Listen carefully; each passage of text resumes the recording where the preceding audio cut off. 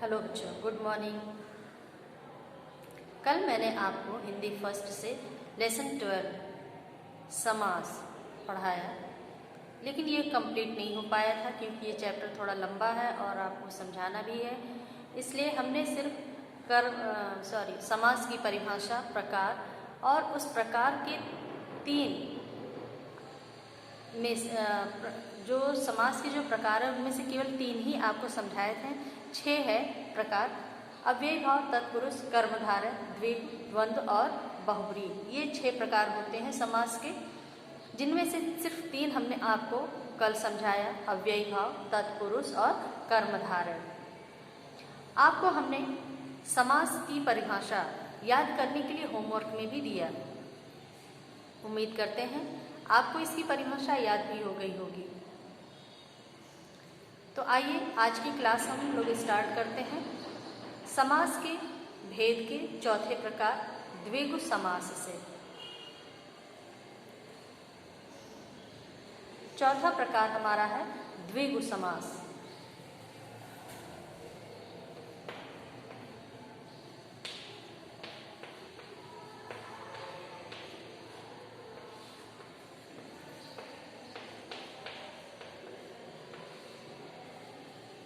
ये हमारा है समास का चौथा भेद, द्विगु समास। अब इस द्विगु समास में कहा जा रहा है कि जिस समास में पहला पद संख्यावाचक होता है वह द्विगुवाचक समास कहलाता है। इस समास में समस्त पद समूह का बोध कराते हैं। अब इसको आपको जानना है। कल हमने आपको जब समास समझाया तो उसमें हमने ये समझाया कि समास में 2 पदों का होना अनिवार्य होता है, जिसमें से पहले पद को पूर्व पद और दूसरे पद को उत्तर पद कहते हैं। अब इसमें आपको द्विगु समास में कहा जा रहा है कि जिस समास में पहला पद संख्यावाचक हो, यानी किसी भी संख्या का बोध कराया जाएगा। जिस समास शब्द में पहले पद में संख्या का बोध कराया जाएगा वह द्विगु समास कहलाएगा। लेकिन इसमें भी कहा जा रहा है कि इस समास में समस्त पद समूह का बोध कराते हैं, यानी पहला पद संख्यावाची होगा लेकिन दूसरा पद भी समूह का बोध कराएगा। जैसे कि त्रिभुज। त्रिभुज हमारा दिया गया है एक शब्द, यहाँ पे हम समझा रहे हैं त्रिभुज एक शब्द दिया गया।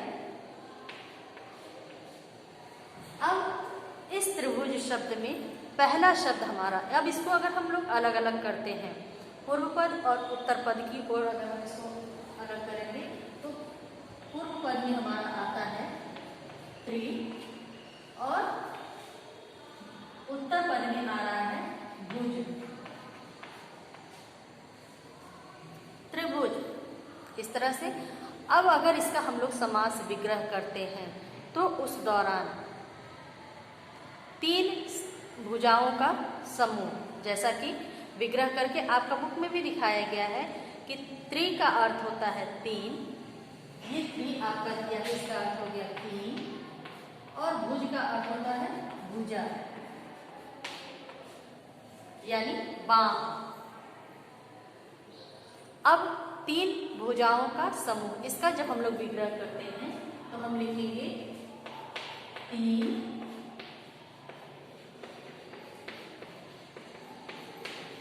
भुजाओं का समूह।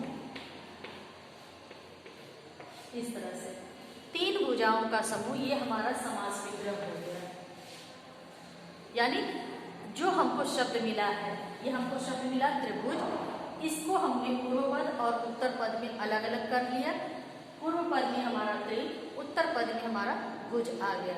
अब इसके बाद हम जब इस त्रिभुज शब्द का जब हम विग्रह करते हैं, इस त्रिभुज शब्द का हम विग्रह करते हैं तो इसका अर्थ ये निकलता है कि 3 भुजाओं का समूह। अब इसमें कहा जा रहा है कि पूर्व पद हमारा संख्यावाची होगा, जिसमें 3, ये त्रि है हमारा, संख्या का बोध कराया जा रहा है। लेकिन उत्तर पद भी जो हमारा होगा वह भी समूह का बोध कराएगा। जैसे कि भुजाओं, ये भुजाओं जो शब्द है ये हमारा एक के लिए नहीं प्रयोग में आ रहा है, बहुवचन के लिए आ रहा है ये भुजाओं शब्द। तो ये हमारा समूह का बोध करा रहा है, जिसके कारण ये हमारा द्विगु समास के अंतर्गत आएगा। इस तरह से ये आपका चौथा प्रकार आपकी समझ में आ भी गया होगा। आगे बढ़ते हैं हम इसी क्रम में।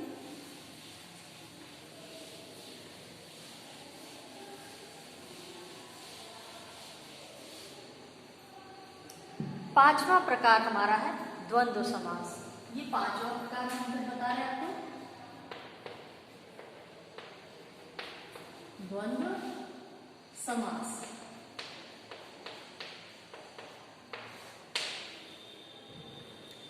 द्वंद्व समास में कहा जा रहा है कि जिस समास में समस्त पद में दोनों पद प्रधान होते हैं उसे द्वंद्व समास कहते हैं। इस समास में विग्रह करने पर दोनों पद के बीच में और, एवं, अथवा, या आदि शब्दों का प्रयोग किया जाता है। द्वंद्व समास में कहा जा रहा है कि दो पद हो, जैसे बाकी सब समासों में दो पदों का बोध कराया जाता है, अलग अलग करके उसको समझाया जाता है, उसी प्रकार से द्वंद्व समास में भी दो पद हैं, लेकिन दोनों पद हमारे प्रधान होंगे।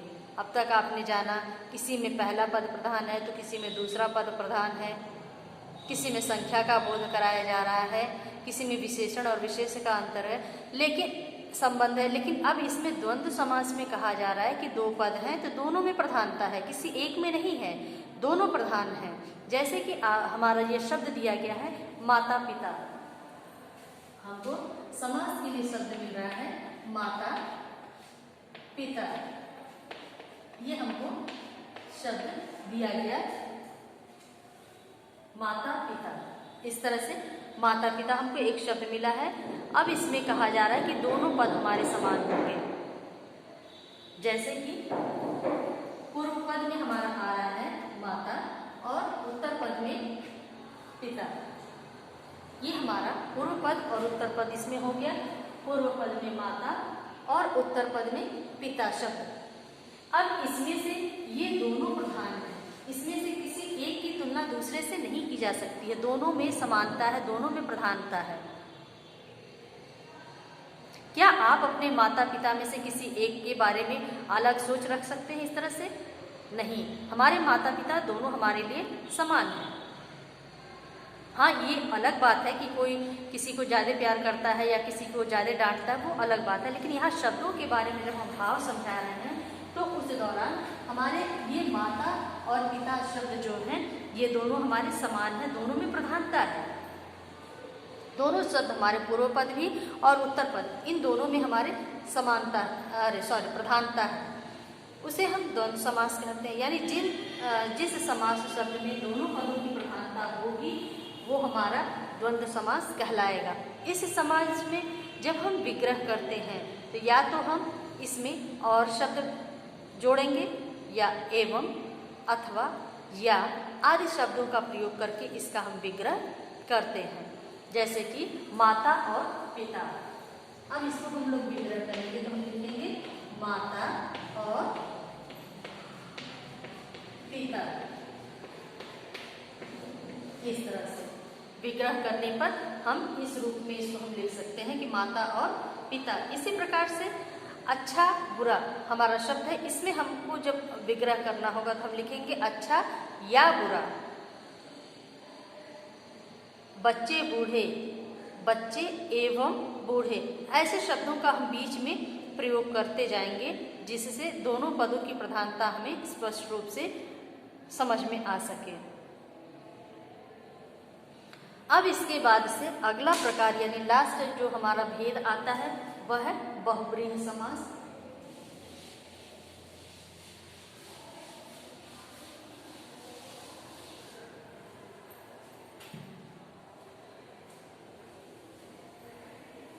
नंबर 6,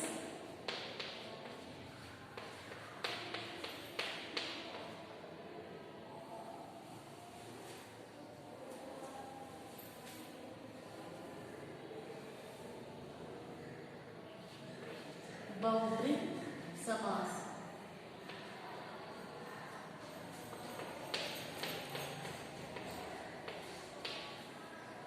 यह हमारा समास के भेद में से आखिरी यानी नंबर 6 पर आ रहा है। बहुब्रीहि समास में कहा जा रहा है कि जिस समस्त पद में कोई भी पद प्रधान नहीं होता है बल्कि वह किसी अन्य का बोध कराता है, वह बहुब्रीहि समास कहलाता है। जैसे अभी आपने द्वंद्व समास में पढ़ा कि दोनों पदों में दोनों पद प्रधान होते हैं, लेकिन अब इसमें कहा जा रहा है कि 2 पद हैं लेकिन दोनों में से कोई भी प्रधान नहीं होगा। जैसे कि अब हमारा शब्द मिला है त्रिलोचन।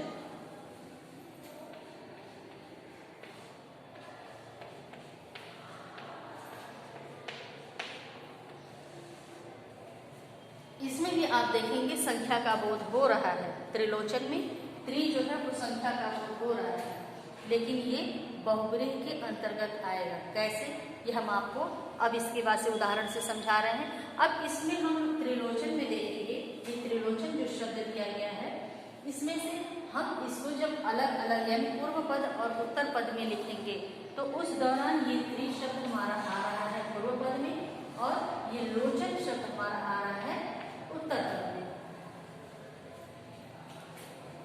त्रिलोचन ये हमारा अलग अलग हो गया। अब इसमें कहा जा रहा है कि इनमें से दोनों में से किसी में भी प्रधानता नहीं होगी, वह बल्कि किसी अन्य का बोध कराएगा। अब इसको जब हम लोग इसका हम लोग विग्रह करते हैं तो उसमें हम लोग लिखेंगे कि 3 है लोचन जिसके, 3 है लोचन जिसके। लोचन का अर्थ होता है आंख। अगर नहीं समझ में आ रहा है इसका तो आप समझिए, ये लोचन का अर्थ होता है आंख। अब इस तरह से आपके समझ में आएगा कि 3 है लोचन यानी 3 आंख जिसके हैं। 3 आंख के बारे में किसे कहा गया है? सबके पास तो 2 ही आंखें होती हैं, लेकिन ऐसा कौन है जिसके त्रिनेत्र के बारे में या तीसरी आंख के बारे में बात कही गई है? तो वो कौन है? शिव। कौन है? शिव। अब समझ में आया? 3 है लोचन जिसके, वो कौन है? शिव है। तो यहाँ पे अब कहा जा रहा है कि बहुब्रीहि समास में 2 पद होंगे, पूर्व पद और उत्तर पद, लेकिन उन दोनों में से किसी भी शब्द की प्रधानता नहीं होगी। यानी दोनों पदों में से कोई भी शब्द हमारा प्रधान नहीं होगा, बल्कि विग्रह करने पर जो उसका एक अलग अर्थ निकलेगा वो हमारा इसमें इसको व्यक्त करेगा। यानी जैसे मान लीजिए त्रिलोचन हमारा शब्द है, पूर्व पद उत्तर पद हमने अलग किया, लेकिन जब हम इसको विग्रह कर रहे हैं तो उसका एक नया अर्थ निकला। यानी जो अर्थ दिया गया है, जो शब्द कहा गया है, उसको न लेकर के बल्कि उससे निकलने वाले किसी अन्य अर्थ की तरफ जब बोध कराया जाएगा तो वही हमारा बहुब्रीहि समास कहलाएगा। अब समझ में आ गया होगा शायद आप लोगों के कि बहुब्रीहि समास में 2 पद हैं, दोनों में से कोई भी प्रधान नहीं होगा, बल्कि विग्रह करने पर जो उसका एक नया अर्थ निकलेगा वही उस समास का जो बल्कि वह किसी अन्य का बोध कराएगा। यानी जो त्रिलोचन शब्द है वो अर्थ न लेकर वो किसी अन्य शब्द का बोध कैसे कराया? क्योंकि 3 है लोचन जिसके, वो कौन है? शिव। तो ये शिव जो है एक अलग नाम को उत्पत्ति कर रहा है त्रिलोचन से। त्रिलोचन का अर्थ तो अलग है, लेकिन वो अर्थ न लेकर के इस शिव शब्द को हमने जाना, तो यही हमारा बहुब्रीहि समास कहलाएगा। अब बारी आती है अभ्यास की। यहाँ तक तो आपने अब तक समझ भी लिया होगा। अगर नहीं समझ में आया तो एक बार वीडियो फिर से आप लोग देख सकते हैं, समझ सकते हैं। और अब बारी आती है अभ्यास की। अभ्यास में हमारा पहला प्रश्न दिया गया है समास किसे कहते हैं, जो हमने आपको अभी पहले भी समझाया है, अभी वीडियो स्टार्ट करने पर भी समझा दिए थे कि समास की परिभाषा आपका स्टार्टिंग में ही दिया गया है कि दो या दो से अधिक शब्दों के मेल से नए शब्द बनने की क्रिया को समास कहते हैं। ये हमारी पहली ही लाइन में दिया गया है, ये परिभाषा आप लोगों को याद भी हो गया होगा। दूसरा प्रश्न हमारा है अव्ययी भाव समास की परिभाषा उदाहरण दे करके समझाइए। अब हम समास के जब भेद पढ़ेंगे तो पहला भेद हमारा आता है अव्ययी भाव समास। तो उसका वही ये हमको यहाँ से लिखना है कि जब समस्त पद का पहला पद अव्यय हो तथा वही प्रधान भी हो, साथ ही साथ समस्त पद भी अव्यय हो जाए तो वह अव्ययी भाव समास कहलाता है। उदाहरण पूछा गया है तो एक उदाहरण आप इसमें लिख सकते हैं, आजीवन, पूर्व पद आ, उत्तर पद जीवन और समास विग्रह करने पर ये जीवन भर शब्द होगा। अब इसके बाद से बारी आती है निम्नलिखित समस्त पदों का विग्रह कीजिए और समास का नाम लिखिए। तो आपका नीचे दिया गया है आजीवन, जैसे कि अभी हमने उदाहरण में आजीवन बताया कि अव्ययी भाव समास है। राजपुत्र आपका तत्पुरुष समास में होगा, राजा और पुत्र अलग अलग शब्द करके दिखाया जाएगा इसमें। नील गगन में नील और गगन शब्द अलग अलग करके दिखाया जाएगा, ये कर्मधारय समास के अंतर्गत आएगा। चौथा शब्द हमारा है त्रिभुज। त्रिभुज हमने अभी आपको समझाया है द्विगु समास के अंतर्गत आता है ये। त्रि और भुज, पूर्व पद और उत्तर पद को लंबे वाले डैश में अलग अलग करके आप लोग लिखिएगा सारे शब्दों का। माता पिता, माता और पिता विग्रह करने पर हो जाएगा माता और पिता, द्वंद्व समास के अंतर्गत है। पीतांबर, पीत अंबर, सॉरी यहाँ विग्रह करके बताना है तो यहाँ आप लोग इसका विग्रह करते जाइएगा। जैसे आजीवन का हमने क्या लिखा है, जीवन भर, आजीवन का विग्रह होगा जीवन भर। राजपुत्र का होगा राजा का पुत्र। नील गगन में नीला है जो गगन। त्रिभुज में तीन भुजाओं का समूह। माता और पिता। पीतांबर में पीला है या पीले हैं वस्त्र जिनके, कौन है, विष्णु। प्रतिदिन में प्रत्येक दिन, अव्ययी भाव के में आएगा ये। पीतांबर शब्द बहुब्रीहि में है। अच्छा बुरा, अच्छा या बुरा, इस तरह से आप लोग लिखेंगे, अच्छा या बुरा, द्वंद्व समास। नवरंग, नौ रंगों का समूह। चतुर्भुज, चतुर्भुज में अभी आपको हमने बताया है कि चार भुजाओं का समूह। तो इस तरह से ये दोनों नवरंग और चतुर्भुज ये दोनों द्विगु समास में आएंगे।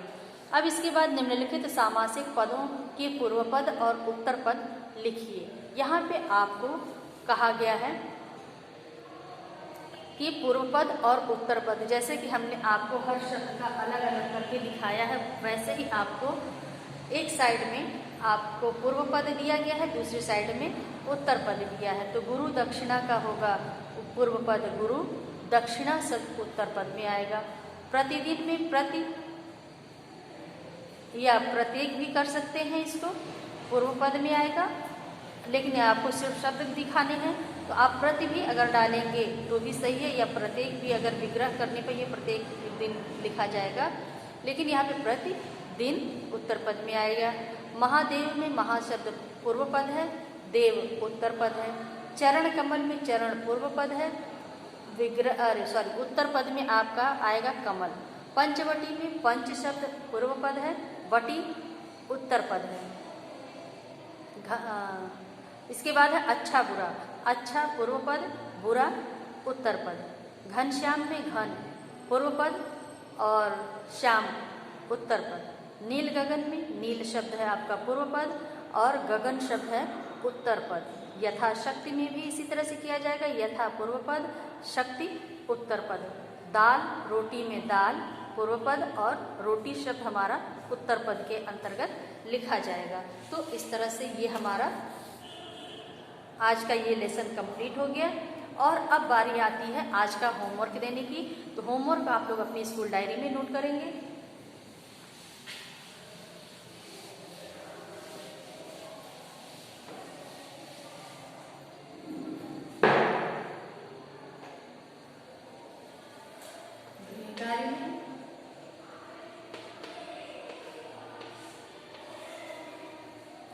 समास के भेद याद कीजिए।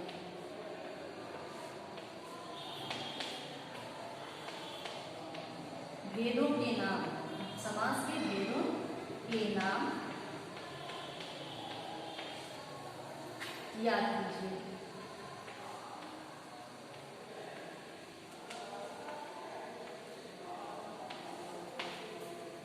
ये आपका होमवर्क है आज का। ये आप लोग अपनी स्कूल डायरी में डे बाय डे डेट डाल करके लिखते जाइए। समास के भेदों के नाम याद कीजिए। ये आपका पहले ही पेज पे, समास वाले लेसन के पहले पेज पर ही आपको मिल जाएगा। तो आज की क्लास को हम यहीं पे समाप्त करते हैं।